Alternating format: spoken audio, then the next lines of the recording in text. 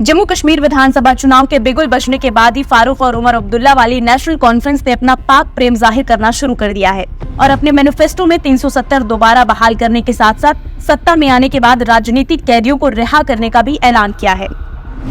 कौन है ये राजनीतिक कैदी? उमर अब्दुल्ला ने नाम तो नहीं बताया, लेकिन पूरा देश जानता है कि कश्मीर को अलगाववाद की आग में जलाने वाली ये परिवारवादी पार्टी किन्हें राजनीतिक कैदी मानती है। ये फारूक अब्दुल्ला की वही नेशनल कॉन्फ्रेंस है जिसके कार्यकाल में 1989 में आईएसआई के खूंखार आतंकवादियों को जेल से रिहा किया गया था। जम्मू कश्मीर के पूर्व पुलिस महानिदेशक डॉक्टर शेष पाल वैद के मुताबिक इन 70 आतंकियों को पुलिस ने जान पर खेलकर पकड़ा था, लेकिन सियासी फायदे के कारण इन्हें सीक्रेट कॉरिडोर के जरिए राजनीतिक संरक्षण में आम लोगों के बीच छोड़ा गया था। बाद में इन्हीं आतंकियों ने अपने अपने इलाके में जाकर नए आतंकियों की फौज तैयार की और ठीक 6 महीने बाद कश्मीरी पंडितों का कत्लेआम शुरू हुआ। ऐसे में सवाल उठना लाजमी है कि आखिर किस मजबूरी में फारूक ने 70 खूंखार आतंकियों को छोड़ा और कश्मीरी पंडितों के खिलाफ लगी आग को हवा दी।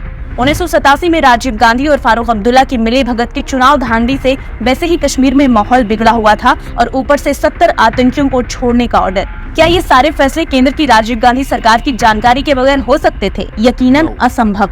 लेकिन कांग्रेस और नेशनल कॉन्फ्रेंस दोनों परिवारवादी पार्टियों ने कश्मीरी पंडितों का नरसंहार खुली आंखों से देखा।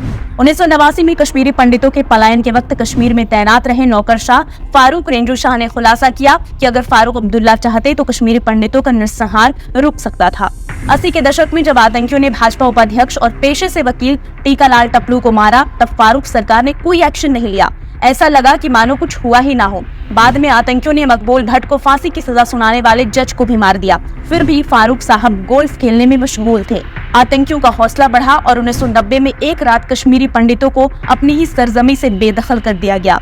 ये सब सुनकर आपको क्या लगता है? ये सब कोई रातों रात हुआ? इसकी नींव तो फारूक अब्दुल्ला ने 6 महीने पहले ही 70 आतंकियों को रिहा करके रख दी थी। लेकिन 19 जनवरी की रात जब कश्मीरी पंडितों का कत्लेआम शुरू हुआ, उसके एक दिन पहले 18 जनवरी 1990 को फारूक ने इस्तीफा दे दिया और अपने बेटे उमर और परिवार के साथ लंदन भाग गए। तो क्या फारूक को ये पहले से पता था कि अगले दिन कश्मीरी पंडितों के नरसंहार की तैयारी हो रही है? ये तमाम रिपोर्ट यकीन में इसलिए बदल जाते हैं क्योंकि कश्मीरी पंडितों को बाहर निकालने का विज्ञापन चलाने वाले अल सफा अखबार की तरफ फारूक अब्दुल्ला का झुकाव था। यानी पूरी प्लानिंग सरकार के नाक के नीचे होती रही, लेकिन फारूक अब्दुल्ला ने आंखें मूंद ली।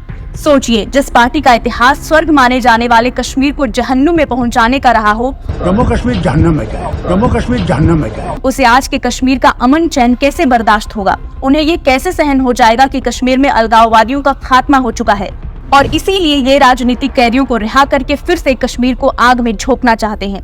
ऐसी पार्टियां चुनाव लड़ने का तो छोड़िए, कश्मीरियों को मुंह दिखाने के काबिल भी नहीं है।